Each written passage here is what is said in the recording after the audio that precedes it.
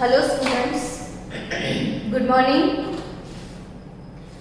પ્રકરણ 1 અને 2 પૂર્ણ કરી ચૂક્યા છીએ ને આજથી હવે આપણે પ્રકરણ 3 માં એન્ટ્રી લેવા જઈ રહ્યા છીએ।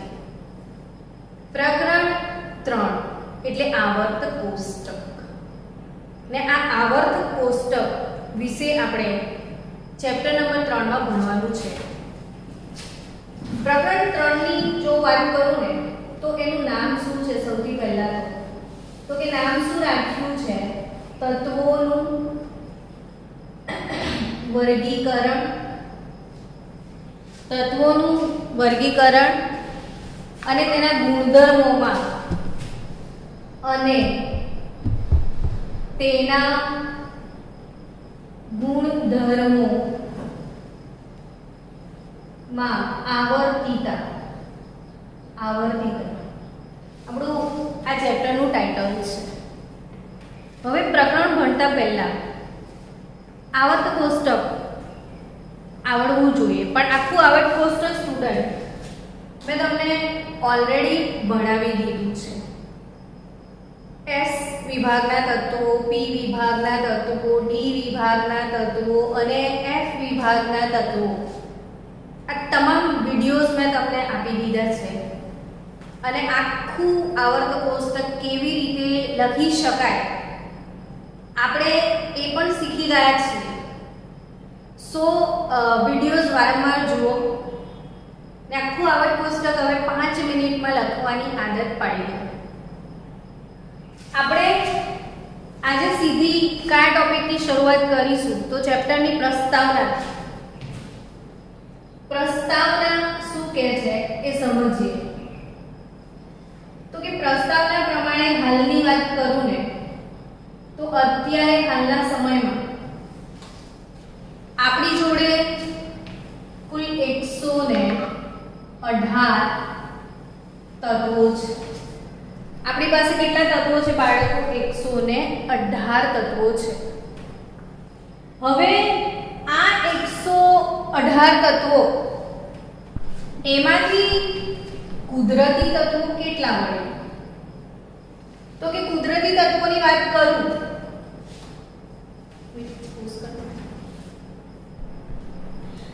અત્યારે 118 તત્વો છે, એમાંથી લગભગ 94 તત્વો છે ને એ કુદરતી છે, અર્થાત કે કુદરત માંથી મળ્યા છે। કુદરતમાંથી એટલે જમીન, હવા, પાણી, આ બધા સોર્સમાંથી જે મળે કુદરતી રીતે એ કુદરતી તત્વો કહેવાય। તો બાકીના ક્યાંથી આવ્યા? આપણી જોડે 118 છે તો કે યુરેનિયમ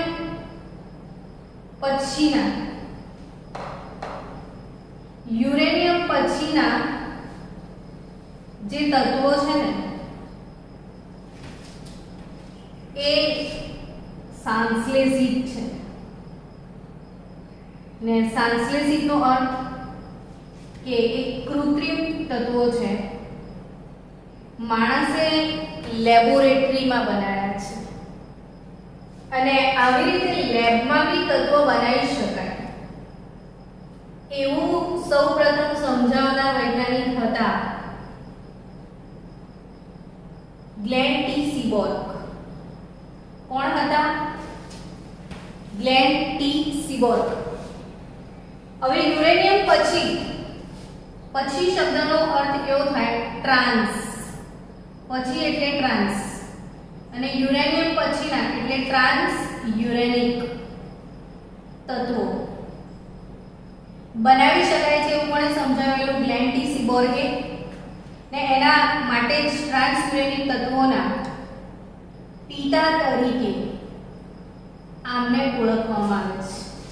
એટલે ગ્લેન ટી સીબોર્ગને સેના તરીકે ઓળખવામાં આવે છે? ટ્રાન્સ યુરેનિક તત્વોના પિતા તરીકે। અને આપણે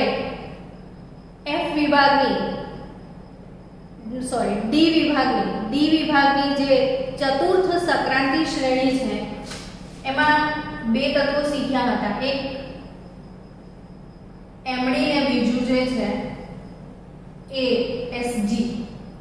એસજી નામનું જે તત્વ છે ને સ્ટુડન્ટ એ છે સિબોર્ગિયમ અને એમડી નામનું જે તત્વ છે ને એ છે મેન્ડેલેવિયમ ને આ આપણી એક્ટિનાઇન શ્રેણીમાં છે ને આ ડી વિભાગની શ્રેણીમાં છે સિબોર્ગિયમ ને આ સિબોર્ગિયમ અને મેન્ડેલેવિયમ બંને તત્વો સિબોર્ગે બનાવ્યા એમાં એક તત્વને આપણે સિબોર્ગિયમ એટલે પોતાનું નામ આપ્યું પણ આ મેન્ડેલેવિયમ નામનું તત્વ મેન્ડેલિફે નથી બનાવ્યું છે કોણે સિબોર્ગે તો નામ કે મેન્ડેલેવિયમ આપ્યું છે તો કે આપણી જોડે આ સરસ મજાનું આવર્ત કોષ્ટક છે ને એ મેન્ડેલિફની દેન છે આવર્ત કોષ્ટક એટલે કે તત્વોનું વર્ગીકરણ મેન્ડેલિફે આપ્યું હતું અને લગભગ એના 5 વર્ષ પછી એમનું મૃત્યુ થયું હતું એટલે એમની યાદગીરીમાં આ જે એમડી છે બનાવ્યું છે સિબોર્ગે પણ નામ શું આપ્યું છે મેન્ડેલિફને લોકો યાદ કરે એટલા માટે મેન્ડેલેવિયમ નામ રાખ્યું છે ટૂંકમાં આપણે એ સમજવાનું છે કે 94 તત્વો કુદરતી છે એના પછીના તત્વો લેબોરેટરીમાં બનાવવામાં આવ્યા છે અને બનાવી શકાય એવું સમજાવનાર વૈજ્ઞાનિક હતા ગ્લેન ટી સિબોર્ગ અને એટલે જ ટ્રાન્સ યુરેનિયમ પછીના તત્વો બધા બનાવ્યા અને એની પ્રેરણા એમને આપી હતી એટલે એમને ટ્રાન્સ યુરેનિક તત્વોના પિતા તરીકે ઓળખવામાં આવે છે અને આ બે તત્વોની વાત થઈ હવે ગ્લેન ટી સિબોર્ગ અંકલે પ્રસ્તાવનાની અંદર લખ્યું છે કે આવર્ત કોષ્ટક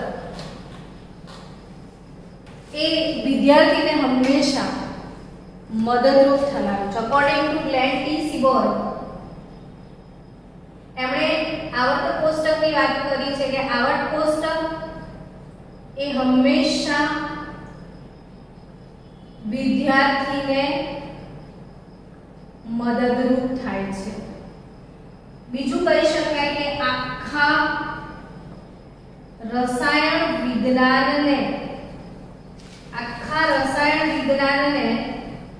સંક્ષિપ્તમાં રજૂ કરવાની રીત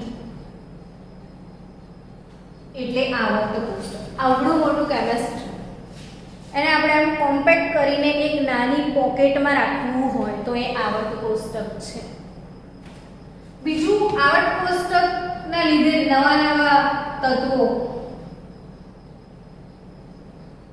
ના સંશોધન માટેના રસ્તા ખુલ્લા કરી આપ્યા છે અને આવર્ત કોષ્ટકની મદદ વડે ઘણા બધા તત્વોના ઘણા બધા સંયોજનોના ગુણધર્મો વિશે જાણી શકાય છે અને આ જ બધું આપણે પ્રકરણ 3 માં શીખવાના છીએ તો હવે આપણે આવર્ત કોષ્ટકની વધારે ડિટેલ ઇન્ફોર્મેશન ચાલુ કરીએ તો સૌથી પહેલો ટોપિક કયો આવશે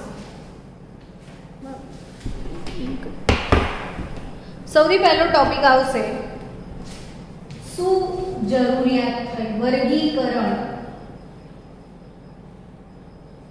ની જરૂરિયાત શું છે વર્ગીકરણ ના કરતા તો ના ચાલતું તો વર્ગીકરણની જરૂરિયાતની વાત કરું તો હાલમાં જે આવર્ત કોષ્ટક છે બાળકો એમાં જે 118 તત્વો છે પણ ઈસવીસન 1800ની સાલમાં કઈ સાલની વાત કરું છું હું ઈસવીસન 1800ની સાલમાં તત્વોની સંખ્યા માત્ર 31 હતી 1800ની સાલમાં આપણી જોડે કેટલા તત્વો હતા બાળકો 31 અને આજ સંખ્યા 1865 એટલે 65 વર્ષ પછી વધીને કુલ 63 થઈ ગઈ એટલે 65 માં આફ્ટર 65 યર આપણી જોડે તત્વો વધી ગયા 63 તત્વો થઈ ચૂક્યા હતા અને હવે આ 63 તત્વો એમાંના એક તત્વનો ઇન્ડિવિડ્યુઅલ અભ્યાસ કરવા જઈએ એક તત્વના તમામ સંયોજનોના વ્યક્તિગત ગુણધર્મોનો અભ્યાસ કરવા જઈએ તો એ બહુ ડિફિકલ્ટ હતો, એટલે વર્ગીકરણની જરૂરિયાત ઊભી થઈ. તમે સ્કૂલમાં એડમિશન લો ને ઇંગ્લિશ મીડિયમ, ગુજરાતી મીડિયમ, 11, 12 બધી ક્લાસના સ્ટુડન્ટને એક જ ક્લાસમાં બેસાડી દેવામાં આવે તો ઘણા બધા પ્રોબ્લેમ્સ અરાઇઝ થાય. તમને રોલ નંબર કેવી રીતે આપવા, તમારી એક્ઝામ કેવી રીતે લેવી, તમારું ટાઈમ ટેબલ કેવી રીતે બનાવવાનું, આવા અઢળક પ્રશ્નો ઊભા થઈ જાય. વિચારો કે બધા સ્ટુડન્ટ એક જ ક્લાસમાં હોય ને એક્ઝામ લઈએ, રોલ નંબર ના આપીએ તો કઈ રીતે ખબર પડે કોનું પેપર કોનું છે, કેવી રીતે માર્ક્સ અપડેટ કરવાના, કેવી રીતે રિઝલ્ટ્સ બનાવવાના. એટલે આ બધા પ્રશ્નો અરાઇઝ થાય. એટલે આપણે સ્કૂલમાં બી તમે જોયું હશે કે classification, class A, class B, class C એવી રીતે 200 બાળકો હોય 10મા ધોરણમાં તો કોઈ એક ક્લાસમાં નથી બેસાડતા, ક્લાસ વાઇઝ એનું વર્ગીકરણ કરેલું હોય, જેથી કરીને આટલા બધા બાળકોનું પરિણામ બનાવવાનું, પરીક્ષા લેવાનું, ઘણી બધી બાબતોમાં સરળતા થઈ જાય. એવું જ સેમ આ જે 63 તત્વો છે, જો આ 63 તત્વોને ગુણધર્મોના સરખા આધારે વર્ગીકરણ કરી દેવામાં આવે તો એમનો અભ્યાસ બહુ સરળ થઈ જાય. એટલે વર્ગીકરણની આવશ્યકતા ઊભી થઈ. હવે આ વર્ગીકરણની જરૂરિયાત ઊભી થઈ તો શરૂઆત કોણે કરી? એટલે હવેનો ટોપિક શું છે આપણો કે આવર્ત કોષ્ટકના વર્ગીકરણનો ઇતિહાસ, history of development of periodic table. તો વર્ગીકરણનો આપણે હિસ્ટ્રી શીખવા જઈ રહ્યા છીએ કે આ જે આવર્ત કોષ્ટક છે એનું જે ડેવલપમેન્ટ છે એ કયા વિજ્ઞાનીએ સૌથી પહેલા કર્યું તો એની આપણે ડિસ્કસ કરીએ તો ઈસવીસન 1800ની સાલ. ઈસવીસન કઈ સાલ? 1800.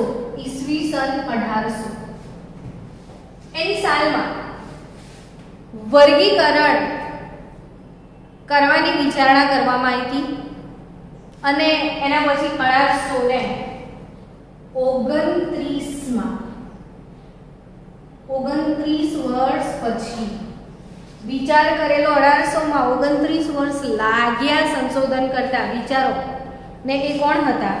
તો જર્મન રસાયણશાસ્ત્રી જ્હોન ડોબ્રેનર. સૌથી પહેલો પ્રયત્ન જર્મન રસાયણશાસ્ત્રી જ્હોન ડોબ્રેનરે આપ્યો હતો. અને આ જ્હોન ડોબ્રેનરે ત્રિપુટીનો નિયમ આપેલો. ને ત્રિપુટી એટલે શું બાળક? તો 3 નું ગ્રુપ જેને ત્રિપુટી કહેવાય. તો ત્રિપુટી બનાવી હતી એમણે કે જ્હોન ડોબ્રેનરે શું કર્યું હતું તો કે 3 તત્વોને એક ટીમમાં મૂક્યા હતા. એવી ટીમ આપણે એમની જોઈ લઈએ તો લી, ના, કી, રબસે, ફરિયાદ. તમને બધાને ખ્યાલ છે લીના કી, રબસે, ફરિયાદ. એમાં એમની પહેલી ત્રિપુટી હતી લિથિયમ, સોડિયમ અને પોટેશિયમ. આ પહેલી ત્રિપુટીની વાત કરું હું તો એમણે બહુ સરસ મજાનો ટ્રેન્ડ આપ્યો તો સમજો બાળકો કે જે મધ્યમાં તત્વ હોય, મધ્યમાં રહેલા તત્વનું પરમાણ્વીય દળ, જે મિડલમાં હોય ને એનો પરમાણ્વીય દળ કઈ રીતે શોધવાનો? તો first plus last divided by 2. એટલે ફર્સ્ટ કોણ? લિથિયમ. લાસ્ટ કોણ? પોટેશિયમ. ભાગ્યા 2. એટલે લિથિયમનો જે ભાર, પોટેશિયમનો ભાર અને બંનેનો સરવાળો કરીએ તો જે વજન મળે એ મધ્યમાં આવે. લિથિયમનું જે છે પરમાણ્વીય દળ 9 છે ને પોટેશિયમનું 39 છે. લિથિયમનો 7 હતો, સોરી. તો લિથિયમનું એટોમિક માસ, પરમાણ્વીય દળ છે બાળકો આ 1800 ની વાત છે. તમને બધાને ખ્યાલ હશે કે પ્રોટોન નામની કણની શોધ 1886 માં ને વળી ઇલેક્ટ્રોન તો 1897 માં શોધ્યો હતો. આ કઈ સાલની વાત છે? 1800 ની. પ્રોટોન ઇલેક્ટ્રોન ક્યારે મળ્યા હતા? 1886 1897. મતલબ કે જ્યારે આ વર્ગીકરણ થયું ત્યારે પ્રોટોન અને ઇલેક્ટ્રોન નામના કણ તો હજી શોધાયા જ નહોતા.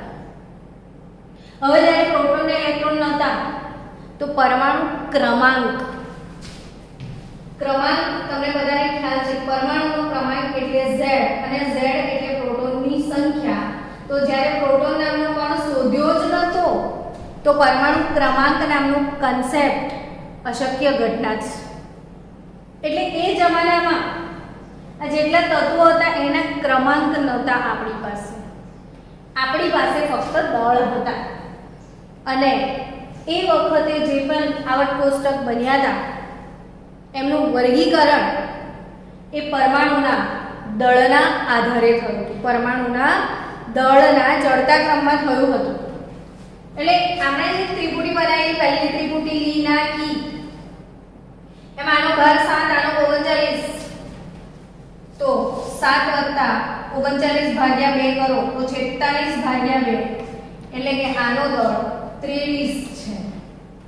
એમની ત્રિપુટી શું સજેસ્ટ કરે છે કે મિડલમાં રહેલા પરમાણુનો ભાર કઈ રીતે શોધવાનો?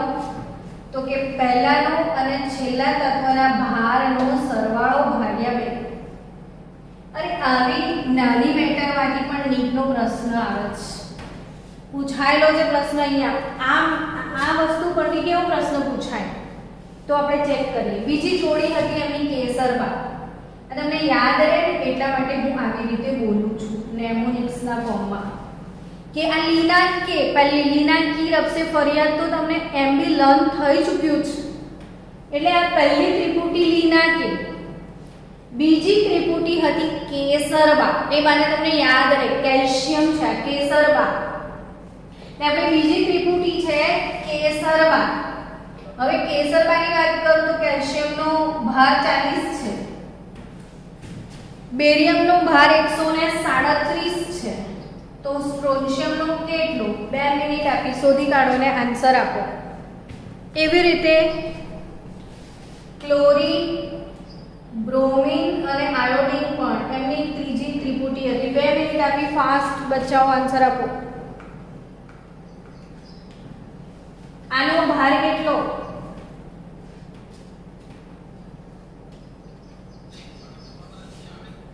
હા ઓકે, આઈ થિંક હવે સમજમાં આવી ગયું કે આ બંનેનું ટોટલ ડિવાઇડેડ બાય 2 તો 88.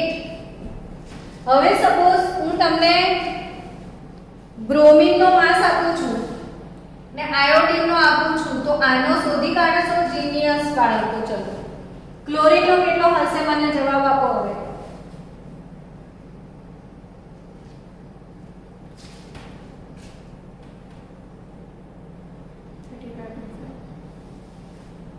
તો ક્લોરીનનો હવે આ કઈ રીતે લાવવાનું? તો કે મિડલ વાળાનો ભાર કઈ રીતે આવ્યો તો આનો x સપોઝ કરી લો તો x + 127 ડિવાઇડેડ બાય 2. ખ્યાલ આવ્યો તમને? તો અહીંથી આ ક્વેશ્ચન નીટમાં પૂછાયેલા છે. તો અહીંયા ક્લોરીનનો માસ તમને મળી જશે 35.5. સો સ્ટુડન્ટ આઈ થિંક તમને સમજમાં આવી ગયું છે કે આ 3 જોડી તમે યાદ રાખજો. જ્હોન ડોબ્રેનરની 3 ત્રિપુટી કઈ હતી? તો લીના કે, કેસરબા ને ક્લોરીન, બ્રોમિન, આયોડિન. અને મિડલ વાળા તત્વનો જે ભાર છે એ કઈ રીતે મળે? તો પહેલું ને છેલ્લું આ બંને તત્વોનો સરવાળો કરીને 2 વડે ભાગવાનો એટલે એવરેજ ભાર મિડલમાં મળે. પણ આવી જોડીઓ ખાસ કઈ બધાને ગમી નથી. અને આ જે જોડીઓમાં પરમાણુ ભાર વચ્ચે વાળાનો આ રીતે શોધવાનો, it was just an coincidence. કે ભાઈ આ તો એક આકસ્મિક ઘટના હતી કે એને મેચ થયું, બધી જોડીઓમાં આવી કોઈ સિમિલારિટી જોવા મળતી નથી.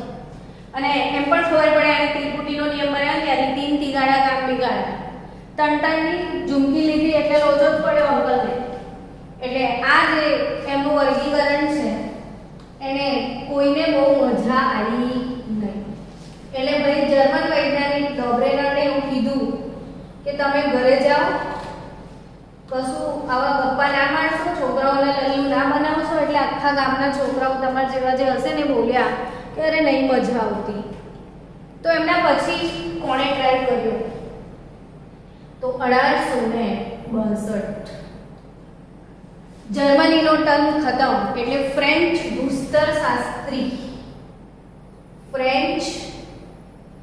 ભૂસ્તરશાસ્ત્રી AEB the Kahn tortoise, AEBD Chancourtois એટલે કાન ટોઈસ જેને કહેવાય ચાન્કોર ટોઈસ. હું તમને ગુજરાતીમાં લખી આપું કારણ કે પાછું તમારે કાન ટોઈસ और ચાન્કોર ટોઈસ પણ કહેવાય. તો AEB the ચાન્કોર ટોઈસ ફ્રેન્ચ ભૂસ્તરશાસ્ત્રી કાન ટોઈસ પરથી તો લાગે કાન ખજૂરો જેવું કંઈ હશે. નળાકાર સિલિન્ડર બનાવ્યું, સિલિન્ડ્રિકલ ચાર્ટ એટલે આવો નળાકાર. એટલે તમારે તત્વો શોધવાના હોય ને તો mm ફેરવવાનું તો આખી સિક્વન્સ મળે. આવો નળાકાર ચાર્ટ બનાવેલો. કોણે બનાવેલો? એ વિવિધ કાન કરતો છે. શું બનાવેલું? નળાકાર ચાર્ટ. અને આ નળાકાર ચાર્ટ પ્રમાણે એમણે એવું કીધેલું કે પ્રથમ તત્વ પછી દરેક સાતમા તત્વએ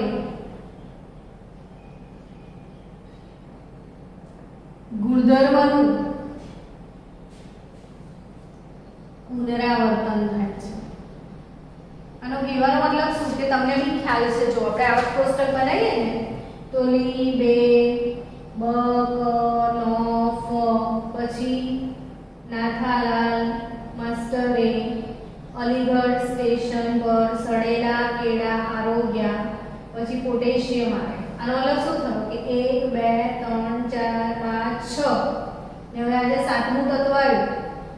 પહેલા પછી સાતમું તત્વ આવ્યું, એ સાતમા પછી 1 2 3 4 5 6 ફરી સાતમું તત્વ આવ્યું. તો આજે એક જ સમૂહમાં આવે ને એમના જે ગુણધર્મો છે, રાસાયણિક ગુણધર્મો એ સમાન છે. આપણા આવર્ત કોષ્ટકમાં આપણે જે આખા સમૂહ મોડે કર્યા છે, જેમ કે પહેલો સમૂહ છે તો પહેલા સમૂહની ઇલેક્ટ્રોન રચના તમને ખ્યાલ છે NS1 તમે લખતા હતા ને 2s1 3s1 4s1 5s1 યાની કે બધાની છેલ્લી કક્ષામાં s માં ઇલેક્ટ્રોન હતો અને એક જ ઇલેક્ટ્રોન હતો, અર્થાત બધાની ઇલેક્ટ્રોન રચના સમાન હતી. તો એનાથી સાબિત શું થયું કે ઇલેક્ટ્રોન રચના સમાન હોય ને તો રાસાયણિક ગુણધર્મો પણ સમાન જ હોય. કારણ કે જે રાસાયણિક ગુણધર્મો છે એ ઇલેક્ટ્રોન રચના પર આધાર રાખે છે. તો અહીં એવું કરી શકાય કે પહેલા તત્વ પછી પ્રત્યેક સાતમા તત્વના ગુણધર્મો સમાન થાય. આવું સમજાવનાર કોણ હતા? AEB the Kahn tortoise. એટલે એમણે નળાકાર ચાર્ટ રજૂ કર્યો હતો, બટ સ્ટીલ બહુ જ નાનકડું ચાર્ટ હતું, બહુ થોડા તત્વોનું વર્ગીકરણ હતું અને એમનું આ વર્ગીકરણ કોઈનું ધ્યાન આકર્ષિત કરી શક્યું નહીં. કોઈને એમાંથી મજા ના આવી તો 1862 પછી તરત જ 1863માં ઇંગ્લેન્ડ જાય. Germany cancel, French cancel. તો હવે ઇંગ્લેન્ડને ચસ્કો ઉપડ્યો ને ઇંગ્લેન્ડના વૈજ્ઞાનિક હતા જ્હોન ન્યુલેન્ડ. ઇંગ્લેન્ડના વૈજ્ઞાનિક કોણ? જ્હોન ન્યુલેન્ડ. અને જ્હોન ન્યુલેન્ડે એમના સમયમાં 56 તત્વોનું વર્ગીકરણ કુલ 11 સમૂહોમાં કર્યું હતું. 56 તત્વોનું વર્ગીકરણ કેટલા સમૂહોમાં કરેલું? 11 સમૂહમાં. એમની ખાસિયત શું? તો કે એમને અષ્ટકનો નિયમ આપેલો. અષ્ટકનો નિયમ સમજાવેલો. હવે અષ્ટકનો નિયમ શું? તો કે જે સંગીતના સૂર છે, તમે બધા જાણો છો કે સંગીતને 8 સૂર છે. જો સા રે ગ મ પ ધ ની સા. ફરીથી સા રે ગ. એ સારે ગ મ પ ધ ની, સારે ગ મ પ ધ ની, સારે ગ મ પ ધ ની. જે મ્યુઝિક વગાડતું હશે ને એને ખબર હશે કે આટલા સૂર સતત રિપીટ કરવાના હોય છે જેથી મ્યુઝિક ડેવલપ થાય. એમ સંગીતના સૂરની જેમ એમણે તત્વોને ગોઠવ્યા. જો લી, બે, બ, ક, ન, ફ, પછી નિયમ નતો, પછી શું? તો કે નાથાલાલ માસ્ટર, અલીગઢ, સ્ટેશન પર, સડેલા, કેળા, આરોગ્ય, પછી કે સે. હવે તમને બધાને ખ્યાલ છે. આપણે એમણે એવું કીધું અષ્ટકનો નિયમ સા સા રે ગ મ પ ધ ની. ફરીથી સા રે ગ મ પ ધ ની, પછી સા રે રે રે રે રે આગળ તંબુરાનો તાર તૂટી ગયો. કઈ રીતે?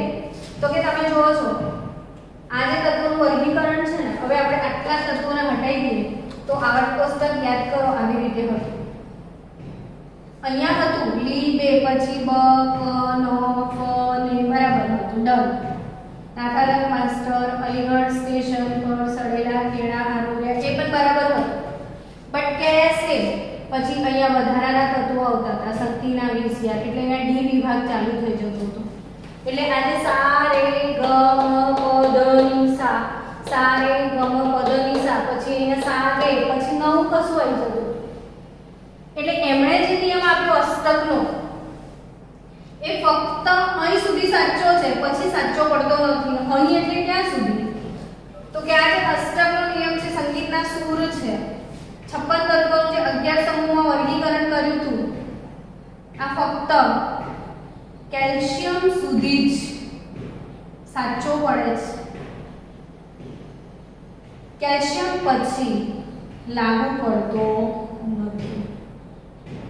એટલે ભાઈ બધાને કંટાળો આવે કે ઓ ન્યુલેટના કામમાં કોઈને મજા આવી નહીં. એમણે અષ્ટકનો નિયમ આપ્યો, પરમાણુ ભારના ચડતા ક્રમમાં આવર્ત કોષ્ટક બનાવ્યું, 56 તત્વોનું 11 સમૂહમાં વર્ગીકરણ કર્યું. સંગીતના સૂર જો અષ્ટકનો નિયમ આપ્યો પણ એ ફક્ત કેલ્શિયમ સુધી જળવાય છે. કેલ્શિયમ પછી એ નિયમ જળવાતો નથી. તો એના પછી કોણ આવ્યું? તો એના પછી 1869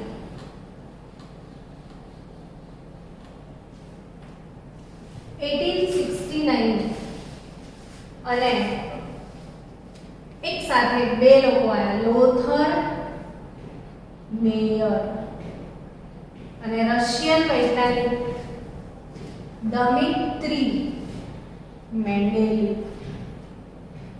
એક સાથે બંને લોકોએ બહુ જ સરસ આવર્ત કોષ્ટકનું વર્ગીકરણ કર્યું.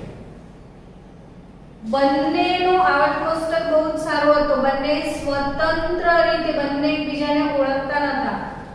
આ રશિયન સાયન્ટિસ્ટ છે, જ્યારે લોથર મેયરની વાત કરીએ તો એ જર્મન કેમિસ્ટ છે. આ જર્મન કેમિસ્ટ છે, આ રશિયન કેમિસ્ટ છે. બંને પોતપોતાની કન્ટ્રીમાં પરમાણુ ભારના ચડતા ક્રમ પ્રમાણે આવર્ત કોષ્ટક બનાવ્યું. બંનેનું સેમ નીકળ્યું. તો પછી કેમ આપણે મેન્ડેલિવનું નામ વધારે લઈએ છીએ? તો કે વહેલા તે પહેલાના ધોરણે જે પબ્લિશ કરવું જોઈએ ને એ પહેલું પબ્લિશ કોણે કરી દીધું? મેન્ડેલિવે. ને પછી પ્રકાશિત થયું લોથર મેયર. એટલે આખો જે શ્રેય છે આમ તો બંને વૈજ્ઞાનિકોને આપવામાં આવે છે, તો પણ આપણે આવર્ત કોષ્ટક તો લોથર મેયરને કોઈ યાદ નથી કરતું. કોને વધારે યાદ કરે છે? મેન્ડેલિવને. કારણ કે એમણે વહેલું પબ્લિશ કરી નાખ્યું હતું. કામ બહુ સરસ કર્યું હતું બટ પબ્લિશ કરવામાં વાર થઈ. એમનું પબ્લિશ વહેલું થયું હતું. એટલે આખરે આવર્ત કોષ્ટકના જે વિકાસનો ઇતિહાસ જે તમને સમજાયો એમાં છેલ્લું આપણું જે આવર્ત કોષ્ટક છે એ કોના પ્રયત્નોને આધારે છે એવું કહી શકાય? તો રશિયન વૈજ્ઞાનિક દમિત્રી મેન્ડેલિવ. અને બાળકો, મેન્ડેલિવની વાત કરું પહેલાના જમાનામાં 63 તત્વોનું વર્ગીકરણ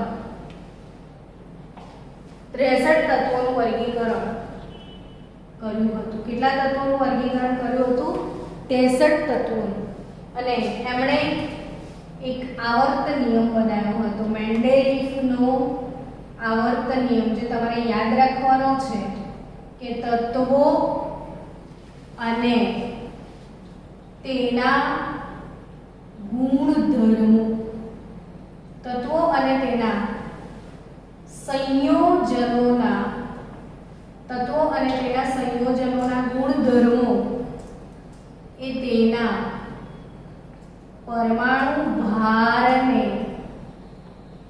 આવર્તનીય છે. પરમાણુય દળાંકને આવર્તનીય છે એટલે પરમાણુ ભાર. એ વખતે પરમાણુ ક્રમાંક નામનો કોન્સેપ્ટ શોધાયો હતો.